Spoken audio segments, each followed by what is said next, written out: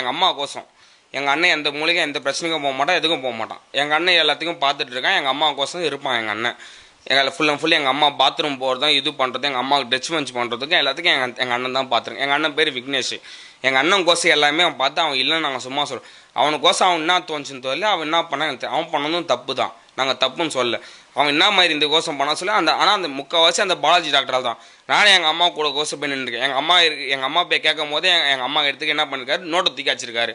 அந்த நோட்டை திரும்பவும் பார்த்தீங்களா, அந்த பார்த்தாங்க பார்க்கறது மூலியமாக 3 பேஜ் 6 பேஜ் எழுதி வச்சிருக்காங்க. அந்த பேஜ் இப்போ எடுத்துன்னு போனாங்க. ஹாஸ்பிட்டலில் ஃபுல்லும் பண்ணது அந்த பாலாஜி டாக்டர் தான் சார்.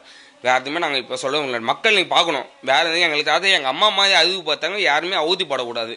எங்களுக்கு தான் முக்கியம் அது ஒன்று தான். எங்கள் அம்மா அவதிப்பட்டாங்களா, அந்த மாதிரி ஒரு பேஷண்ட்டாக அவதிப்படக்கூடாது, ஒரு அம்மாவும் அவதிப்படாது, ஒரு அப்பாவும் அவதிப்படக்கூடாது. அந்த அவதிப்பட்டு யாருன்னா காப்பாற்ற முடியுமா? அவங்க கவர்மெண்ட்மாக சம்பாதிக்கிறாங்க, 50,000 ரூபாய் 1,00,000 ரூபாய் சம்பாதிக்கிறாங்க. அது